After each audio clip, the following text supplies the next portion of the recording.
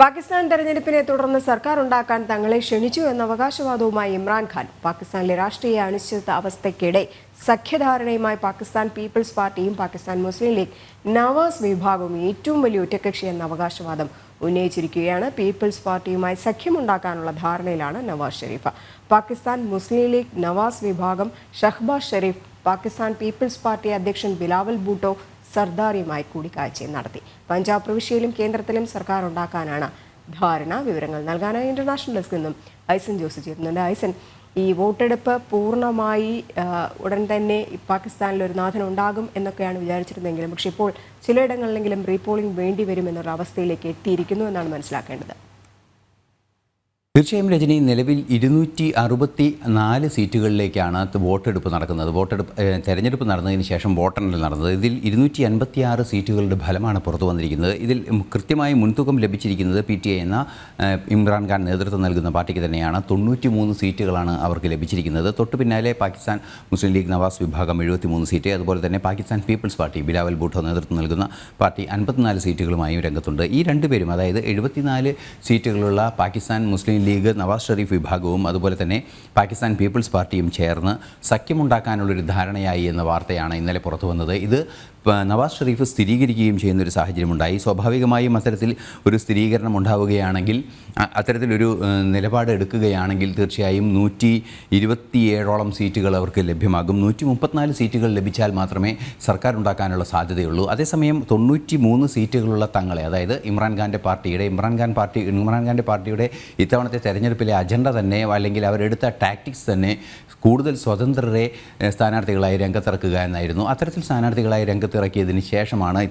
ഇത്തരത്തിൽ 93 സീറ്റുകളോളം നേടിയത്. സ്വാഭാവികമായും കണക്കുകൾ കണക്കാക്കുകയാണെങ്കിൽ തെരഞ്ഞെടുപ്പിന് മുമ്പുണ്ടായ ഒരു സഖ്യധാരണയുടെയും മുന്നണിയുടെയും പശ്ചാത്തലത്തിൽ കണക്കാക്കി അവരെ സർക്കാരുണ്ടാക്കാൻ ക്ഷണിക്കാനുള്ള സാധ്യതയുണ്ട്. അത്തരത്തിലുള്ള ക്ഷണം തങ്ങൾക്ക് ലഭിച്ചു എന്ന ഒരു നിലപാടാണ് ഇപ്പോൾ പാകിസ്ഥാൻ മുൻ പ്രധാനമന്ത്രി കൂടിയായ ഇമ്രാൻഖാൻ അറിയിച്ചിരിക്കുന്നത്. എന്നാൽ മറ്റ് രണ്ട് സഖ്യകക്ഷികളും ചേർന്ന് ഏത് രീതിയിലുള്ള നീക്കം നടത്തുന്നതെന്ന് സംബന്ധിച്ച അന്തിമ തീരുമാനം ഇതുവരെ ഉണ്ടായിട്ടില്ല. മറ്റൊരു പ്രധാന വിഷയം എടുത്തു പറയേണ്ടത് 33 ചെറുപാർട്ടികളും സ്വതന്ത്രരും ഉൾപ്പെടെയുള്ള, അതായത് ഈ സഖ്യത്തിൽ ഉൾപ്പെടാത്ത സ്വതന്ത്രരും ഉൾപ്പെടെയുള്ള 33 പേരും വിജയിച്ചിട്ടുണ്ട് എന്നതാണ്. മാത്രമല്ല മറ്റൊരു പ്രധാന പ്രശ്നം, JUIF എന്ന ഒരു ചെറുപാർട്ടിയും 3 സീറ്റുകൾ നേടി. ഇതുപോലെ മുന്നണികളിലൊന്നുമില്ലാത്ത കൃത്യമായ രാഷ്ട്രീയ നിലപാടുകളുമായി വരുന്ന ഒരു സംവിധാനം കൂടിയുണ്ട്. അവർ 3 സീറ്റുകളും നേടിയിട്ടുണ്ട് എന്നതാണ് ഏറെ ഗൗരവമർഹിക്കുന്നൊരു കാര്യം. മറ്റൊരു പ്രധാന വിഷയം നേരത്തെ രജനി സൂചിപ്പിച്ചത് തന്നെയാണ്. 2024 തെരഞ്ഞെടുപ്പുമായി ബന്ധപ്പെട്ട് ചില വിവാദങ്ങളെല്ലാം ഉണ്ടായതിൻ്റെ പശ്ചാത്തലത്തിൽ 2 പ്രവിശ്യ അസംബ്ലികളിലേക്കും 4 പ്രവിശ്യകളിലേക്കുള്ള തെരഞ്ഞെടുപ്പ് ഇതോടൊപ്പം നടന്നിരുന്നു. 2 പ്രവിശ്യ അസംബ്ലികളിലേക്കും അതുപോലെ തന്നെ നാഷണൽ അസംബ്ലിയിലെ ഒരു സീറ്റിലേക്കും വീണ്ടും വോട്ടെടുപ്പ് നടത്തണമെന്ന നിലപാട് ഇന്ന് പാകിസ്ഥാൻ ഇലക്ഷൻ കമ്മീഷൻ അറിയിക്കുകയും ചെയ്തിട്ടുണ്ട്. എന്തു തന്നെയായാലും സൈന്യം വളരെ കൃത്യമായ നിലപാട് ഇന്നലെ സ്വീകരിച്ചിരുന്നു. അതായത് സമാധാനപരമായി തെരഞ്ഞെടുപ്പ് നടത്തി സമാധാനപരമായതും പ്രായോഗികമായതുമായ സർക്കാരിനെ രൂപീകരിക്കണമെന്ന് പാകിസ്ഥാനിലെ സൈന്യം ഇന്നലെ വളരെ വ്യക്തമാക്കിയിരുന്നു. ഇതിൽ നിന്നും ഒരു അട്ടിമറിക്കുള്ള സാധ്യത ഉണ്ടാകില്ല എന്ന് തന്നെയാണ് മനസ്സിലാക്കാൻ സാധിക്കുന്നത്. അല്ലെങ്കിൽ പട്ടാള ഭരണത്തിനുള്ള സാധ്യതയില്ല എന്ന് തന്നെയാണ് മനസ്സിലാക്കാൻ സാധിക്കുന്നത്. നമുക്കറിയാവുന്നതാണ്, 30 വർഷത്തോളം പട്ടാള ഭരണത്തിലിരുന്ന ഒരു രാജ്യമാണ്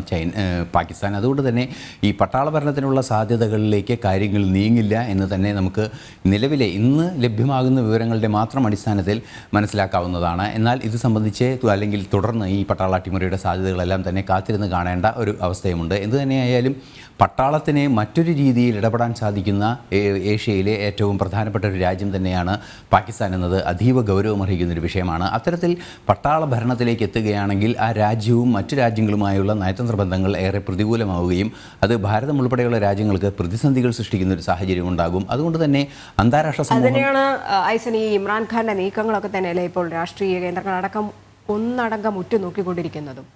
തീർച്ചയായും പാകിസ്ഥാനിലൊരു ജനാധിപത്യ സർക്കാർ ഉണ്ടാകേണ്ടത് പാകിസ്ഥാൻ്റെ മാത്രമല്ല മറ്റ് ലോകരാഷ്ട്രങ്ങളുടെ കൂടി ആവശ്യമാണ് എന്നൊരു യാഥാർത്ഥ്യം കൂടി നിലനിൽക്കുന്നുണ്ട്. അതുകൊണ്ട് തന്നെയാണ് ആഗോളതലത്തിലുള്ള നിരീക്ഷകരെല്ലാം തന്നെ ഈ തെരഞ്ഞെടുപ്പ് നിരീക്ഷകരായി എത്തുന്നതും അത്തരത്തിലുള്ള സാഹചര്യങ്ങളുണ്ടാകുന്നതും. ഒരു ആഗോള തലത്തിലുള്ളൊരു സമ്മർദ്ദം ഉണ്ടാകാനുള്ളൊരു സാധ്യത, അതായത് ജനാധിപത്യ സർക്കാരിനെ തന്നെ സ്ഥാപിക്കാനുള്ളൊരു സമ്മർദ്ദത്തിനുള്ള സാധ്യത, അല്ലെങ്കിൽ അത്തരത്തിലുള്ള നിലപാടുകൾ ലോകരാഷ്ട്രങ്ങൾ സ്വീകരിക്കാൻ ധാരണയുണ്ടാകും.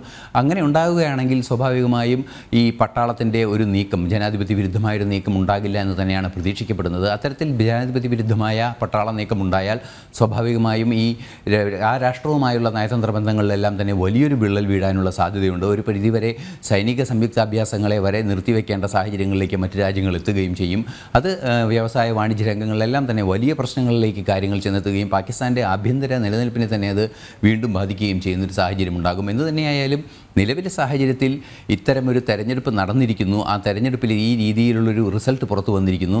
അതീവ മന്ദഗതിയിൽ വന്ന റിസൾട്ടുകളാണ് എങ്കിൽ കൂടി, അല്ലെങ്കിൽ ഔദ്യോഗികമായി പ്രഖ്യാപിച്ചതിന് ശേഷം മാത്രമാണ് റിസൾട്ടുകൾ പുറത്തു വന്നത് എങ്കിൽ കൂടി ഇത്തരത്തിൽ ഒരു തൂക്ക് പാർലമെൻറ്റിൻ്റെ സാധ്യതയെ കൃത്യമായി ചൂണ്ടിക്കാണിക്കുന്ന ഒരു റിസൾട്ട് വന്നിരിക്കുന്നു എന്നത് അതീവ ഗൗരവമായൊരു വിഷയമാണ്. എന്തു തന്നെയായാലും സർക്കാർ ഉണ്ടാക്കാനുള്ള സാധ്യതകളിലേക്ക് നേതാക്കൾ കടന്നിരിക്കുന്നു. ആ സാധ്യതകളുടെ പശ്ചാത്തലങ്ങൾ കുറേ കൂടി തെളിഞ്ഞു വരുന്നു എന്നാണ് മനസ്സിലാക്കേണ്ടത്.